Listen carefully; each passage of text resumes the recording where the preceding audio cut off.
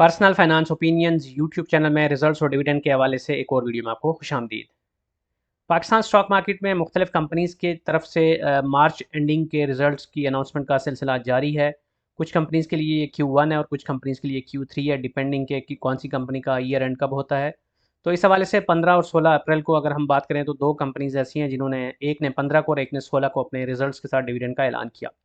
इन दोनों कंपनीज़ का क्यूमुलेटिव जो रिज़ल्ट है उस हवाले से डिटेल में आज की इस वीडियो में आपके साथ इन्फॉर्मेशन शेयर की जाएगी और साथ साथ हिस्टोरिकली जो इनकी परफॉर्मेंस रही है पिछले 5 सालों में उसके हवाले से भी हम बात करेंगे। याद रहे कि इस चैनल पे जितनी भी इन्फॉर्मेशन आपके साथ शेयर की जाती है उसमें कोई फाइनेंशियल एडवाइस या बाय और सेल कॉल नहीं होती है। सिर्फ इन्फॉर्मेशनल और एजुकेशनल पर्पज़ के लिए ये सारा डाटा इकट्ठा करके आपके साथ शेयर किया जाता है। पहली कंपनी जिसकी हम बात करेंगे वो है यूबीएल, बैंकिंग सेक्टर का एक जाना पहचाना नाम। 15 अप्रैल को इसने अपने Q1 के रिजल्ट का ऐलान किया। शरिया कंप्लायंस की बात करें तो इस वक्त ये शरिया कंप्लायंस इंडेक्स का हिस्सा नहीं है और Q1 के रिजल्ट के साथ इसने 160% यानी ₹8 के इंटरिम डिविडेंड का ऐलान किया, क्योंकि इसके शेयर की जो फेस वैल्यू है वो ₹5 है। रिसेंट पास्ट में इसने स्प्लिट किया था, ₹10 से कम करके इसने अपने शेयर की फेस वैल्यू को 5 किया था। अब अगर हम अर्निंग्स की बात करें तो Q1 में इसकी जो अनकंसोलिडेटेड ईपीएस रही वो ₹19.56 रही। पिछले साल के पहले क्वार्टर में थी ₹14.46, तो तकरीबन 35% का एक अच्छा इजाफा है इसकी अर्निंग्स के अंदर। डिविडेंड, प्रीवियस डिविडेंड इस फाइनेंशियल ईयर में इसका कोई नहीं, क्योंकि ये पहले क्वार्टर का रिजल्ट है, तो ऑब्वियसली यही पहला इसका इंटरिम डिविडेंड कहलाएगा। टिपिकली ये हर क्वार्टर के रिजल्ट के साथ डिविडेंड का ऐलान कर रही होती है यूबीएल। अब बुक क्लोजर डेट की बात करें तो 24 अप्रैल 2026 इसकी बुक क्लोजर डेट है। एक्स डेट इस लिहाज से बनती है 22 अप्रैल और स्पॉट डेट बनती है 21 अप्रैल 2026। जबकि शेयर की प्राइस की बात की जाए तो आज यानी 16 तारीख को जो क्लोजिंग प्राइस रही यूबीएल के शेयर की वो थी ₹381.38। और डिविडेंड आरओआई की अगर हम कैलकुलेशन करें तो कोई भी अगर इस प्राइस के ऊपर ₹1,00,000 के एज एन एग्जाम्पल शेयर्स लेता है यूबीएल के, तो पर शेयर ₹8 के हिसाब से जो डिविडेंड बनता है वो लगभग ₹2100 बनता है बिफोर ज़कात एंड टैक्स डिडक्शन। अब हिस्टोरिकली अगर हम बात करें तो 2022 से लेके 2026 के Q1 तक का डेटा आपके सामने है और डिविडेंड पे आउट इसके काफ़ी हेफ्टी रहे हैं। 2022 में ₹26.19 की अर्निंग और ₹22 का डिविडेंड। 23 में इसकी अर्निंग रही ₹43.44 और इसका जो डिविडेंड रहा वो था ₹44। ये जितना भी नंबर आपके साथ में शेयर कर रहा हूँ ये इसके अनकॉन्सोलिडेटेड अर्निंग्स के हैं, क्योंकि 2024 में इसकी जो अर्निंग्स थी वो थी ₹32.89 और इसने ₹44 का डिविडेंड दिया, जबकि 2025 में ₹51.33 की अर्निंग और ₹35 का डिविडेंड। जबकि 26 के अब तक के पहले क्वार्टर में ₹19.56 की ईपीएस के साथ ₹8 का डिविडेंड ये ऐलान कर चुकी है, विच इज़ वेरी गुड। इसके बाद अगर हम शेयर की प्राइस मूवमेंट की बात करें तो इस वक्त ₹381.38 पे ट्रेड हो रहा है और आज के दिन 16 तारीख को 2.87% का इजाफा देखने को मिला। 5 साल का अगर ग्राफ देखें तो 2026 में ये ऑल टाइम हाई पे गया है। 2025 के मिड के बाद मुसलसल एक बुलिश मोमेंटम बैंकिंग सेक्टर में और ख़ासतौर पे इस कंपनी की अगर बात करें तो उसमें हमें देखने को मिला। 26 के आगाज़ में बहुत ऊपर था और उसके बाद एक बड़ा डिक्लाइन भी आया। रिसेंटली जो जियोपॉलिटिकल सिचुएशन रही इसका भी एक बड़ा इम्पैक्ट है और स्टॉक मार्केट में ओवरऑल जिस तरह हमें एक नेगेटिविटी देखने को मिली तो उसका असर यहाँ पर भी आपको नज़र आ रहा है।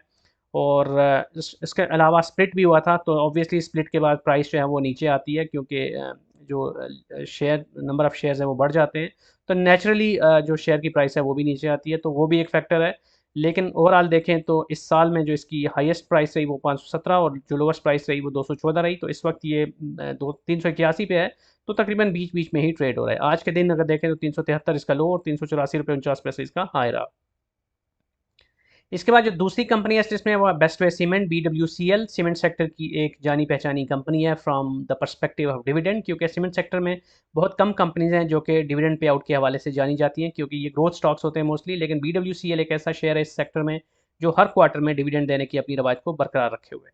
तीसरे क्वार्टर के रिजल्ट के साथ इसने 100% यानी ₹10 के डिविडेंड का ऐलान किया। इससे पहले भी ₹20 दो क्वार्टरली रिजल्ट्स के साथ ये दे चुका है। तो कुल मिला के अब तक के 3 क्वार्टर्स का जो डिविडेंड बन गया है BWCL का वो है ₹30। अर्निंग्स की बात करें तो 9 मंथ्स की जो इसकी ईपीएस रही वो है ₹30.04। पिछले साल थी ₹29.42, तो एक 2.1% का माइनस का इजाफा बहरहाल इस साल के अब तक के 3 क्वार्टर्स में हमें इसकी अर्निंग्स में देखने को नज़र आ रहा है। इसकी बुक क्लोजर डेट भी 24 अप्रैल, एक्स डेट 22 और स्पॉट डेट बनती है 21 अप्रैल 2026। प्राइस की बात करें तो इस वक्त बेस्ट वे सीमेंट का शेयर ट्रेड हो रहा है ₹474.91 पे।